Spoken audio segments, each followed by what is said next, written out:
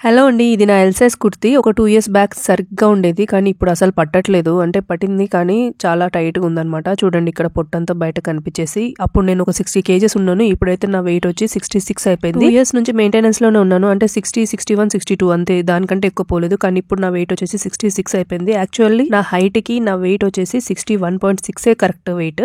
దానికంటే ఎక్కువ ఉంటే నేను ఒబీస్ కేటగిరీలో వచ్చేస్తాను. సో ఇది వచ్చేసి నేను ఒబీస్ కేటగిరీలో ఉన్నాను. అంటే కొంచెం తగ్గించాలి.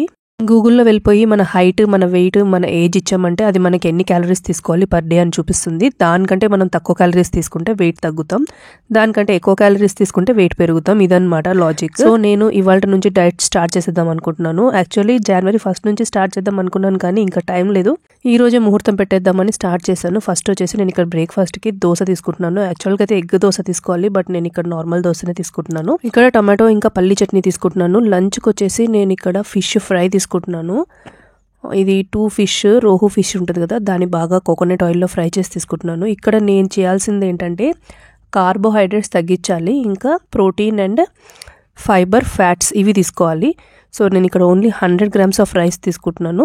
చిన్న గిన్నెలో పప్పు తీసుకుంటున్నాను. ఇంకా ఫిష్ ఫ్రై అండి. ఇది మాత్రం చాలా అంటే చాలా బాగుండింది. అంటే రైస్లో ఫిష్ ఫ్రై పెట్టుకుని ఏదో మిస్ అయింది అనుకున్నా.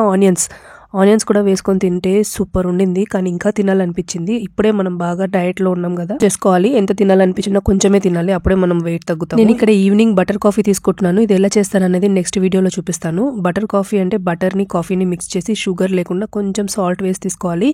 ఇది తాగితే చాలా ఫిల్లింగ్గా ఉంటుంది. అంటే మనకు చాలాసేపటి వరకు ఆకలి కూడా వేయదు. నా నైట్కి ఇదే డిన్నర్. ఇంకా దీంతో పాటు ఈరోజు నేను తీసుకునే ఫ్రూట్ జామకాయ. సో ఫైబర్ కూడా ఫినిష్ అయిపోయింది. ఇదండి ఇవాళ నేను తీసుకున్న క్యాలరీస్ వచ్చేసి 1000 క్యాలరీస్ లోపల ఉండాలి. కానీ కొంచెం ఎక్స్టెండ్ అయినట్టు అనిపిస్తుంది. మనం ఏమేమి ఫుడ్ అయితే తీసుకుంటున్నామో అన్ని దీంట్లో యాడ్ చేస్తే మనకి ఎగ్జాక్ట్ క్యాలరీస్ అనేవి తెలుస్తుంది. అండ్ నా ఓవరాల్ క్యాలరీ న్యూట్రిషన్ చూసినట్టయితే ఈరోజు కార్బ్స్ మనకి 100 grams ఉంది, ప్రోటీన్ 42.6 grams ఉంది. No problem. ఇప్పుడు మనం ప్రోటీన్ ఇంక్రీజ్ చేయడానికి చూడాలి. మనకి ఏదైనా సరే ఒక హ్యాబిట్ లా మారాలంటే 21 days వచ్చేసి దాన్ని కంపల్సరీ చేయాలి. సో నేను 21 days ఈ ఛాలెంజ్ ని ఫాలో అవుదాం అనుకుంటుంది. చూద్దాం ఎప్పటివరకు చేస్తాననేది. నా ఛానల్ ని సబ్స్క్రైబ్ చేసుకోండి, నా వీడియోని లైక్ చేసి ఉంచండి. Thank you so much for watching my video. See you in my next video. Until then bye.